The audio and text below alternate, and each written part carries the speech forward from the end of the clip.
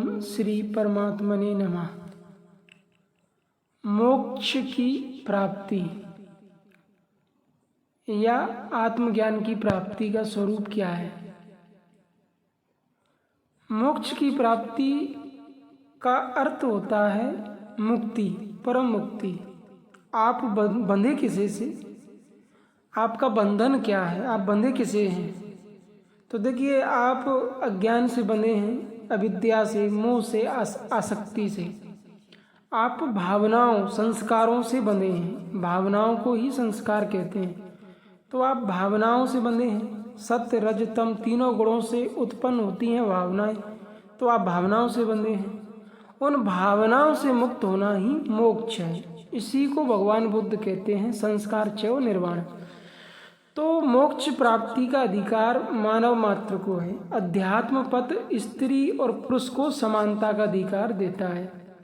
यदि आप योग साधना करते हैं, बशर्ते आप स्त्री हो या पुरुष, आप एक साधना की प्रक्रिया से होकर गुजरते हैं, योग साधना करते हैं, तो निसंदेह साधना की उच्चतम अवस्था में, पराकाष्ठा में आपको आत्मज्ञान प्राप्त हो जाता है या परम मुक्ति या मोक्ष की प्राप्ति। माता मीरा स्त्री थी, उन्होंने ध्यान साधना की और समाधि में परमात्मा को प्राप्त किया, परमात्मा स्वरूप को। माता सीता नारी थी और उन्होंने साधना से परमात्मा को प्राप्त किया। देखिए, भगवान श्री राम को प्राप्त कर लेना परमात्मा को प्राप्त कर लेना नहीं है।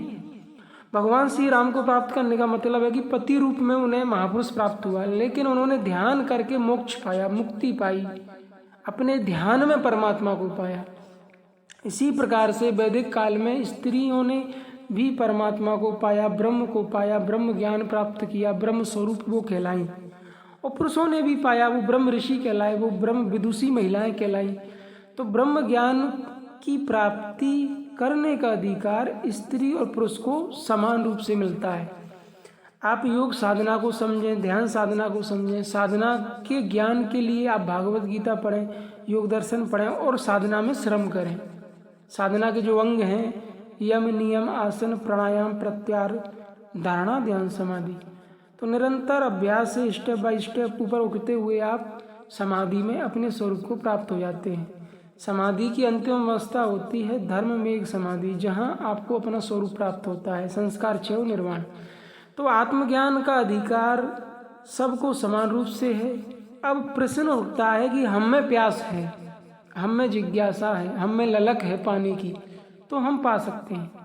देखिए, कुएं के पास वही जाता है जिसे प्यास है ना। तो परमात्मा को पाने की प्यास जिस जिस जीव में पैदा होती है, वो जीव परमात्मा की ओर चल देता है और साधना से वो स्वरूप को प्राप्त हो जाता है। मम दर्शन फल परम अनुपा, जीव पाव निज सहज स्वरूपा, और वो जीव अपने सहज स्वरूप को प्राप्त हो जाता है। तो परम तत्व परमात्मा आपका स्वरूप है, आपके मन की चैतन्य अवस्था, कॉन्सेंस माइंड। और अभी आपके मन की जो अवस्था है वो जड़ है।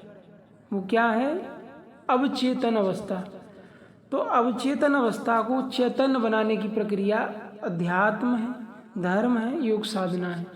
आप सदगुरु की सेवा करके उनके सानिध्य में, उनकी कृपा से साधना को सीखें, समझें और मेहनत करें।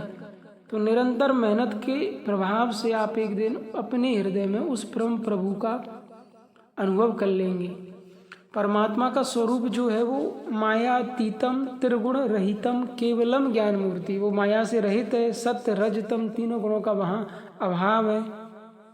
केवलम ज्ञान मूर्ति, वो केवल ज्ञान स्वरूप है और उस परम प्रभु को भक्ति के द्वारा प्राप्त किया जा सकता है। जिन संतों ने परमात्मा को पाया, बुद्ध, महावीर, गुरु नानक, जीसस, ईटीसी, तो उन सभी महापुरुषों ने एक ही बात बताई। भाषा, शैली, देश काल के अनुसार बदलती है, लेकिन साधना और मार्ग और अवस्था और स्थिति नहीं। दर्शन, स्पर्श, स्थिति और विलय साधना का परिणाम है कि पहले आपको शून्य की अनुभूति होगी, परमात्मा की अनुभूति होगी समाधि में, फिर भगवान के दर्शन होते हैं। भगवान के दर्शन से मतलब चित्त में उस दृष्टा का प्रसारित हो जाना, और आपका चित्त में जो आपकी जो बुद्धि है वो उसी भाव में विलय हो गई और आपने उसी को धारण कर लिया। दर्शन, स्पर्श, स्थिति और विलय, और विलय के साथ ही आपको स्वरूप की प्राप्ति होती है। उसी अवस्था को मोक्ष कहते हैं, निर्वाण कहते हैं, आत्मज्ञान कहते हैं, कैवल्य ज्ञान कहते हैं, परम ज्ञान कहते हैं, परम पद कहते हैं। और जिन संतों ने, जिन महापुरुषों ने उस परम पद को पाया, उन्होंने एक ही संदेश दिया, सुमरिये नाम रूप बिन देखे आवत हृदय सने विषय के। पहले भगवान के नाम का जाप किया जाता है विभिन्न प्रकार से, बैगिरी मध्यमा पश्यंती परा, फिर स्वरूप भगवान का आ जाता है हृदय में, फिर समाधि में नाम रूप विलय हो जाते हैं। अरूप अनाम, चित्त का निर्विचार हो जाना, निराकार हो जाना, शून्य समभाव में स्थिर हो जाना ही मोक्ष है। वैसे परमात्मा की परिभाषा है कि वो निर्दोष है, सम है, और आपका मन भजन करते करते आपका मन भी निर्दोष और सम हो गया, तत्क्षण वो मन ब्रह्म को जान जाता है, उसी के साथ वो ब्रह्म को प्राप्त हो जाता है, उसी को ब्रह्म ज्ञान कहते हैं। तो ये सब एक ही चीज़ है, ब्रह्म ज्ञान, आत्मज्ञान, मोक्ष, निर्वाण। जो भी शब्द आप दे लीजिए, द्वैत अद्वैत, द्वैत मानी माया, देवी आसुरी, और अद्वैत मानी परमात्मा, शून्य आकाशवत रहनी प्राप्त हो जाती है। ओम श्री परमात्मनि नमः। निष्कर्ष, योग साधना से आपको आकाशवत रहनी मिलती है, भावातीत रहनी, गुणातीत या मोक्ष प्राप्त होता है, एक ही बात है। ओम।